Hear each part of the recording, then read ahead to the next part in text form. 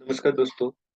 मैं एक सारमी चंद्रशेखर उगले आपका अपने यूट्यूब चैनल शेयर मार्केट में स्वागत करता हूँ। हम देखेंगे बैंक निफ्टी का वीकली एनालिसिस और नेक्स्ट वीक के लिए प्रिडिक्शन।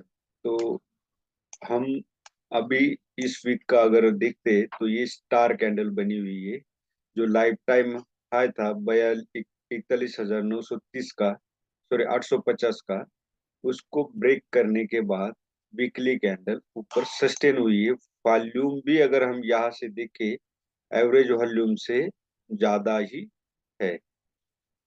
तो आरएसआई भी अगर हम देखें तो अपवर्ड डायरेक्शन में है। लेकिन ये जो ब्रेकआउट दिया है, ये ब्रेकआउट न्यूज बेसिस पे ऊपर सस्टेन हुई है। ब्रेकआउट के बाद बैंक निफ्टी और निफ्टी, तो न्यूज बेसिस पे हमें ये देखना पड़ेगा कि कितने दिन ये अपसाइड सस्टेन रहता है और अपसाइड मूवमेंट देता है।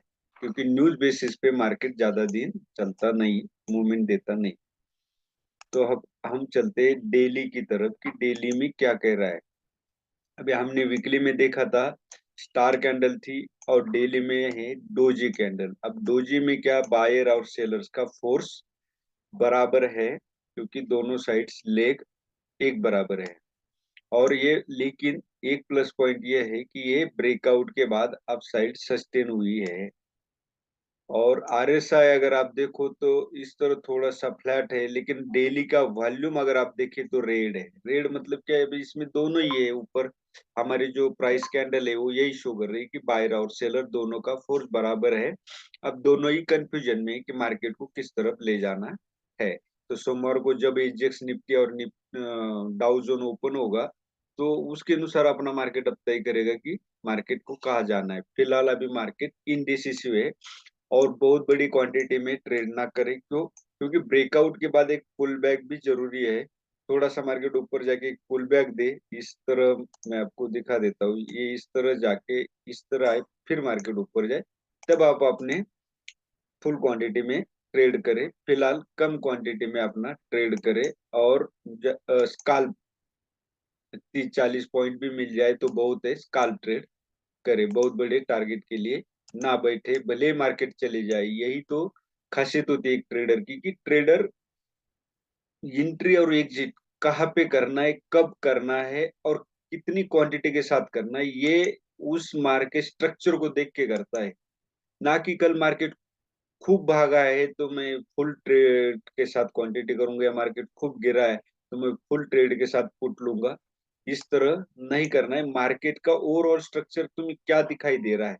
तो अब मुझे ये स्ट्रक्चर ये दिखाई दे रहा है कि ब्रेकआउट दिया है, ऊपर सस्टेन हुई है, लेकिन डेली में स्टार कैंडल है।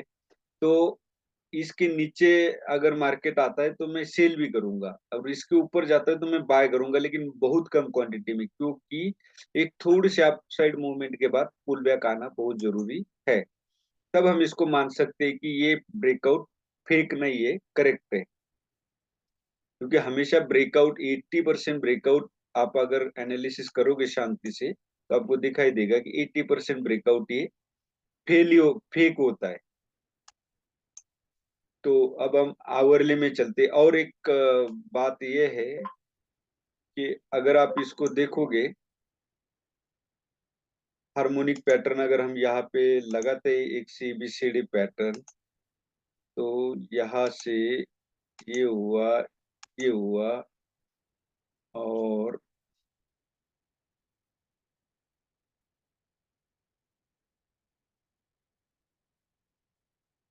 अगर हम 1.13 लेते हैं,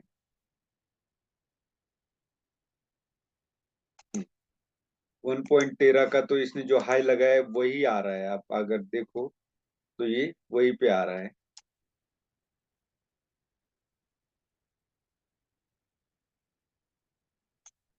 हाँ, तो ये है अल्टरनेट बैट पैटर्न। तो ये वही हाई 42,350 दिखा रहा है। तो आप थोड़ा यहाँ पे संभल के ही ट्रेड करें। और दूसरी बात ये है कि अभी भी जो ट्रेंड लाइन है हमारी, बैंक निफ्टी ने ब्रेक नहीं की है, ये अभी भी बुलिश ही है। अब हम आवरली में चलते। आवरली में भी अगर आप देखो तो कितनी मूवमेंट दी है, कल अगर देखोगे तो मूवमेंट बहुत ही कम छोटी सी हुई है। 41,900 से लेकर के या 42,300 का हाई तो लगाया, लेकिन जो मोमेंटम था प्रीमियम का, ऑप्शन का, वो ज्यादा मतलब बहुत वोलाटाइल रहा, वो अप डाउन ही ज्यादा करता रहा। तो मैंने भी लास्ट में 40 पॉइंट कुछ लिए और एग्जिट कर दिया, क्योंकि ये न्यूज बेसिस पे मार्केट पे ज्यादा हम विश्वास रख के चल नहीं सकते।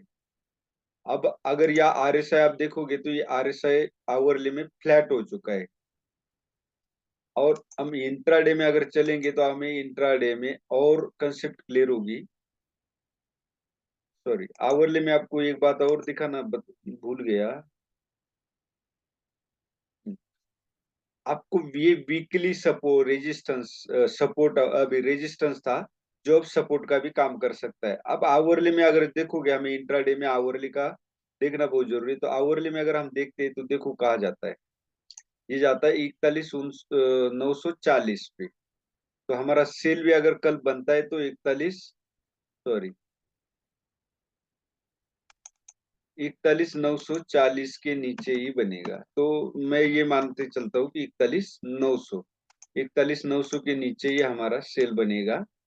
और बाय तो हमारा 42,350, मतलब कल के हाई के ऊपर ही बाय बनेगा। अब 5 मिनट में हम देखते हैं कि 5 मिनट में किस तरह कल ट्रेड था, हमें कहाँ ट्रेड करना उचित होता और कहाँ नहीं।